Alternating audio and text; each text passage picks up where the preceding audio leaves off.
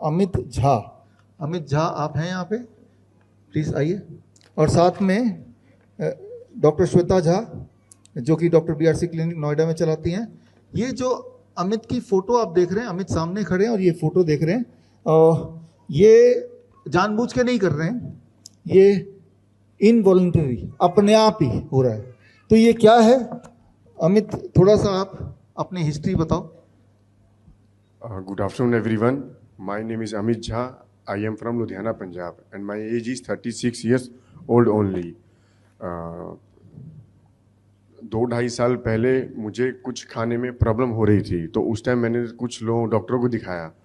तो उस टाइम ये प्रॉब्लम वो लोग वेरीफाई नहीं कर पाए थे क्या प्रॉब्लम है। तो मैंने उस टाइम डॉक्टर श्वेता मैम को कंसल्ट किया, तो उन्होंने मुझे कुछ बताया कि शायद न्यूरोलॉजिकल प्रॉब्लम है।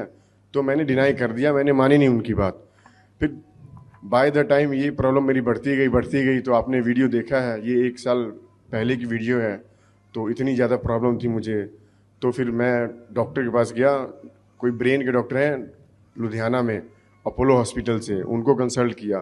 तो उन्होंने बताया आपको जो प्रॉब्लम है दैट इज़ ओरोमैंडिबुलर डिस्टोनिया, जो कि बहुत ही रेयरेस्ट डिसीज़ है और बहुत कम लोगों को होती है। तो मैंने इसके बारे में उनसे पूछा, उन्होंने बताया इसका कोई क्योर नहीं है।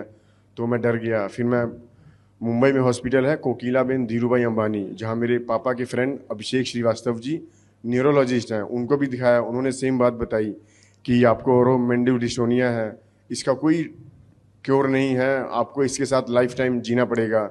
फिर मैंने दिखाया पीडी हिंदुजा हॉस्पिटल, वहाँ भी डॉक्टरों को दिखाया। उन्होंने भी सेम मेडिसिन और सेम चीज़ें बताई कि इसका कोई क्योर नहीं है, आपको लाइफ टाइम इसके साथ लेके चलना पड़ेगा।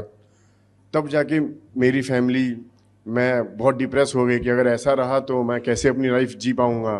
तो मैं डर गया, थोड़ा सा स्ट्रेस में आ गया। ये तो बहुत कम दिख रहा है, इसकी वजह से जो मुझे प्रॉब्लम आई थी, नंबर 1 मैं खाना नहीं चबा पाता था, नंबर 2 मैं बोल नहीं पाता था, नंबर 3 मेरे फेस के सारे एक्सप्रेशन ख़त्म हो गए थे।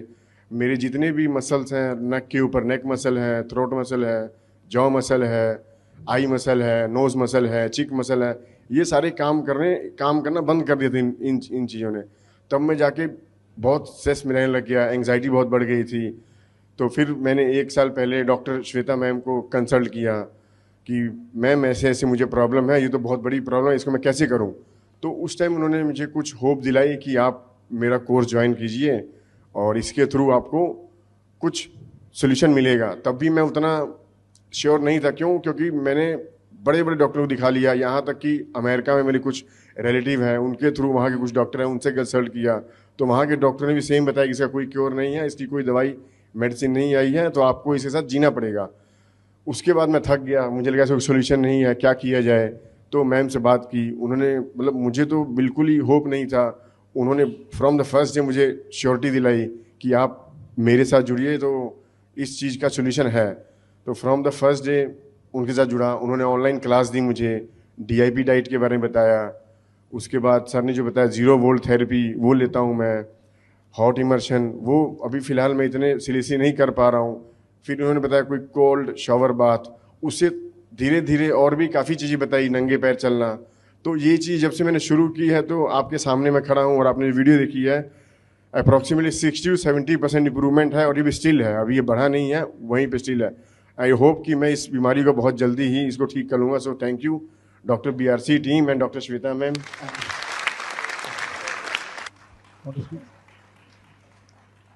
इनको जब डॉक्टर ने डीप ब्रेन स्टिमुलेशन सर्जरी के लिए कह दिया, तब इनको लगा कि अब मैं क्या करूं।